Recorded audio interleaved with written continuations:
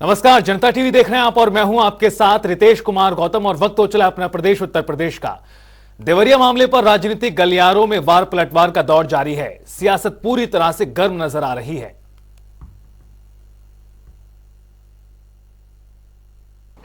शुरुआत तो जमीनों के झगड़े सपा से ही हुई है। जमीनों में अवैध कब्जा करना, लोगों को परेशान करना, ये तो सपा की नीयत ही है। बेर हम लौटेंगे वहां से। ऐसी घटनाओं में ज्यादा राजनीति नहीं करना चाहिए।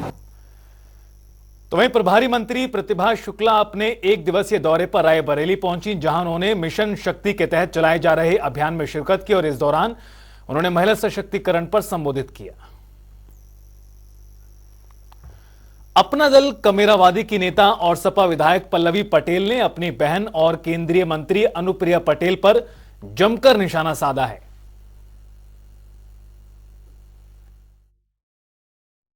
देखिए, डॉक्टर सोनेलाल पटेल जी ने जिस मिशन की बात की सामाजिक न्याय की, और 17 अक्टूबर 2009 को उनकी मृत्यु हुई। उसके बाद से लगातार उनके बाद नेतृत्व कर रही राजमाता कृष्णा पटेल ही सीबीआई की मांग करती रही है कि उनकी हत्या की सीबीआई की जांच की जाए, पर्दाफाश हो। लेकिन डॉक्टर सोनेलाल पटेल के नाम पर, या ये कह लीजिए कि डॉक्टर सोनेलाल पटेल की जिन्होंने मौत का सौदा किया है, जिन्होंने खुद को पैदा करने वाली को कलंकित कर दिया है, वो सिर्फ अपने स्वार्थ की सिद्धि कर रहे हैं और यहाँ पर आकर के उनके नाम पे परिनिर्वाण दिवस मना रहे हैं। अगर आप वाकई में डॉक्टर सोनेलाल पटेल को श्रद्धांजलि देना चाहते हैं और उनके नाम पर राजनीतिक मलाई खा रहे हैं, तो फिर आप क्यों नहीं सीबीआई जांच को करवा करके उस रहस्य से पर्दा उठवाने का काम कर रहे हैं? यही तो सच्ची श्रद्धांजलि होगी डॉक्टर सोनेलाल पटेल के प्रति, लेकिन ऐसा नहीं कर रहे हैं। संत कबीर नगर से निषाद पार्टी के राष्ट्रीय अध्यक्ष संजय निषाद ने मझवार आरक्षण संपर्क अभियान की शुरुआत की है और इस दौरान यूपी सरकार में कैबिनेट मंत्री संजय निषाद ने सपा और बसपा पर जमकर निशाना साधा, तो साथ ही मछुआरों को पिछड़ी जाति में डालने वालों को धोखेधाज करार दिया है। आरजीआई 70 साल में पहली बार लिखा कि नहीं केवट मल्लाह मझवार अनुसूचित जाति का है। जब आरजीआई ने लिख दिया तो हमें मिलना चाहिए। हमारी गिनती देखो पिछड़े में कर दिया, फिर बिहार में, फिर कहीं हम क्यों पिछड़े में गिनती हो गया? पिछड़े में गिनती करने वाले धोखेबाज हैं। तो मैं पिछड़ा नहीं हूँ, अनुसूचित हो, इसलिए जो गिनती 1961 में हुई थी, वैसे भी 31 दिसंबर 2016 को अखिलेश जी जाते जाते हम लोगों को पिछड़े से निकाल दिया गजट प्राली का। जब हम पिछड़े में हैं भी नहीं, राज्यपाल ने हमें निकाल दिया। पर पब्लिक सर्विस कमीशन जो आरक्षण अधिनियम जो है रिजर्वेशन SC/ST OBC 1994 धारा 13 में हमें निकाल दिया। तो हम पिछड़े में भी नहीं हैं, हम अनुसूचित की सूची में सूचीबद्ध है, तो इसलिए हमारी गिनती अनुसूचित में होनी चाहिए जो पहले से हुई होती है। पिछड़े में हमें न गिना जाए। अब पिछड़े में डाल के हमारा नया, जैसे रामचरित्र निषाद को भारतीय जनता पार्टी ने अगर मछली शहर सुरक्षा से लड़ाकर पार्लियामेंट ले जा सकती है, तो गरीब के भी बेटे को अनुसूचित जाति की सूची पर। अयोध्या की प्रसिद्ध पीठ हनुमानगढ़ी का निकास द्वार लगभग 25 फीट चौड़ा किया जाएगा। इससे मंदिर में दर्शन कर चुके श्रद्धालुओं को आराम के साथ तेजी से बाहर निकलने की सुविधा होगी और इसके साथ ही श्रद्धालुओं के दर्शन में सहूलियत के लिए मंदिर के पिछले हिस्से में लिफ्ट भी लगाई जाएगी। इस विकास कार्य से पहले पीठ के गद्यशील महंत प्रेमदास की अगुवाई में पूजन कर इसकी शुरुआत की गई।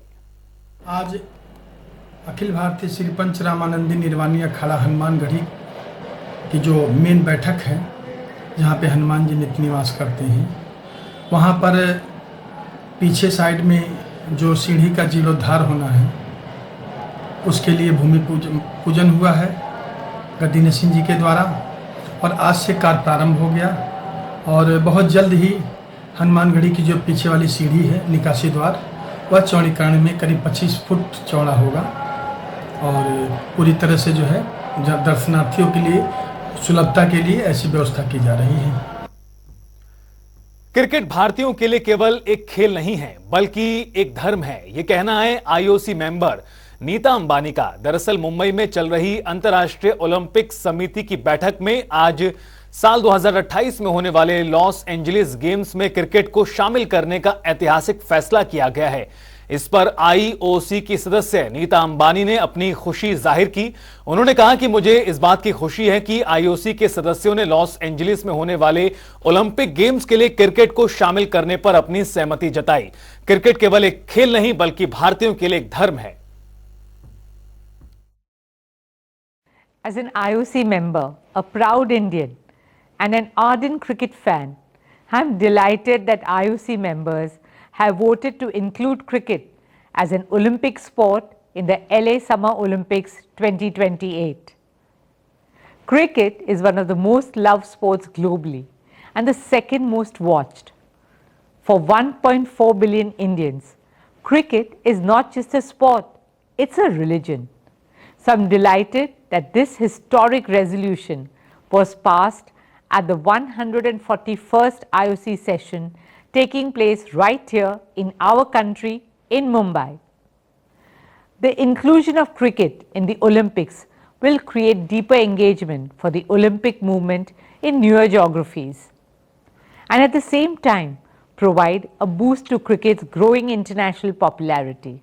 I thank and congratulate the IOC and the LA Organizing Committee for their support to this landmark decision.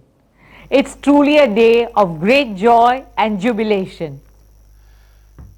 तो वहीं आगरा के ताल गांव में डालब घर के निर्माण को लेकर ग्रामीणों में जमकर रोष देखा गया। इसे लेकर ग्रामीणों ने अपने अपने घरों पर मकान बिकाऊ है का पोस्टर तक लगा दिया था। तो वहीं अब खबर दिखाए जाने के बाद गांव में डालब घर के निर्माण पर रोक लगा दी गई है। आपको बता दें कि नगर निगम के उच्च अधिकारी समेत मेयर हेमलता दिवाकर मौके पर पहुंचकर ग्रामीणों की समस्या से रूबरू हुए और जहां निर्माण पर रोक लगाने के फैसले को लेकर ग्रामीणों में खुशी का माहौल देखने को मिला।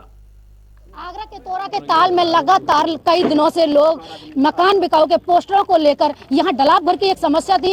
इसको लेकर के तमाम लोगों ने यहाँ के लगभग 90 से 100 घरों पर मकान बिकाऊ के पोस्टर लगा रखे थे और इसके बाद में जब ये सूचना जब नगर आयुक्त महोदय को मिलती है तो वो मौके पर भी पहुंचते हैं। उसके बाद आज हमारे साथ आगरा की मेयर साहिबा हेमलता दिवाकर जी मौजूद है। मैं इनसे बात कर लेती हूँ। आज ये आई है जनता की जो समस्या सुनने, क्या पूरा मामला है? जी मैम। गांव तोरा के कुछ बंधु आए थे मेरे पास कि गांव में एक डलाब घर बनाया जा रहा है, मतलब स्टोरेज करने के लिए कूड़ा।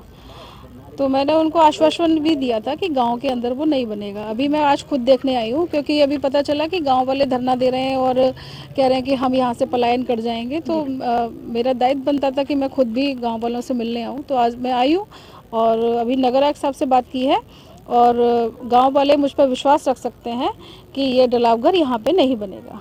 जैसा कि गांव के लोगों ने बताया कि पहले भी आपसे मुलाकात हुई, उसके बावजूद भी नगर निगम के कर्मचारियों के द्वारा यहाँ निर्माण शुरू कर दिया गया। इस पर आप क्या एक्शन? वो आए होंगे, उन्होंने ऐसा क्यों किया ये तो अभी मैं बैठकर ही बात कर पाऊंगी, लेकिन अभी नगर आयुक्त साहब को मैंने बोला है तो विश्वास रख सकते हैं कि यहाँ पे कुछ नहीं होने वाला। बिल्कुल। ये थी मेरे साथ आगरा जो मेयर साहिबा हैं, उन्होंने साफ तौर से कह दिया कि ये जो गांव के लोगों की जो समस्या है, मैं जनता की सेवा के लिए इन्होंने मुझे सहयोग किया तो मैं भी इनका समस्या का समाधान करूंगी। अपने सहयोगी मुकेश के साथ ममता भारद्वाज, जनता टीवी आगरा। महिलाओं की रक्षा सुरक्षा के लिए सरकार चाहे कितने भी कड़े कदम उठा ले, लेकिन जमीनी हकीकत कुछ और ही नजर आती है। ये पूरा मामला कानपुर का है, जहां पुलिस आयुक्त की जन सुनवाई के दौरान एक पीड़ित परिवार न्याय की गुहार लगाता नजर आया। पीड़ित का आरोप है कि महिला को अकेला पाकर गांव के ही एक दबंग ने उसके साथ बलात्कार किया। इतना ही नहीं, थाने में शिकायत करने पर पुलिस वालों ने पीड़ित को थाने से ही भगा दिया और अब पीड़ित परिवार न्याय की गुहार लगाते हुए दर दर भटकने को मजबूर है। हम सेपी, क्या नाम है, सेपी सर यहाँ है पीसी। कहाँ पे आई हैं और क्या मामला है? हम कमिश्नर ऑफिस में आए हैं परसौली से। क्या हुआ आपके साथ? हमारे साथ बलात्कार हुआ है। सेमपारा पश्चिम गए थे, राजकुमार मतलब गांव का लड़का था, उसी ने पीछे की दीवार फांद के मैं 3 बच्चे लेके बैठ पड़ी हुई थी, मेन गेट बंद हुआ था। तो कहता है चाचा कहाँ है? तो हमने कहा वो नहीं है। तो मुझको हमने जब चिल्लाने की कोशिश किया तो हमको उसने मुंह कस के दबा दिया, मुंह में कपड़ा भर और घसीट के लेके गया, मेरे कस के मारा 2-3 तमाचे और दूसरे कमरे में लेके मेरा रेप कर डाला। मैं शिकायत वहाँ थाने में नहीं की थी आपने? सब कुछ किया था लेकिन कोई सुनवाई नहीं हो रही थी। कितने दिन से आप चक्कर काट रहे हैं? हम 13 दिन से काट रहे हैं। कौन व्यक्ति है जिसने आपके साथ रेप किया है? राजकुमार उर्फ कल्लू। कैसा है गाँव का, क्या समझ में क्या है? कौन है? पुलिस क्या कहती थी अपने से पास जाते? कहते थे कि चलो हम आ रहे हैं, चलो हम आ रहे हैं। नहीं आते थे, हम जय बार जाए तय बार हमको लौटा दे, भगा देते थे। कहते जाओ क्यों बारह परेशान करती हो, मैं भगा देते थे। मेरे 3 बच्चे भी थे, हम चले आते थे, फिर हम दोबारा जाते थे। कोई नहीं सुनवाई होती थी हमारी।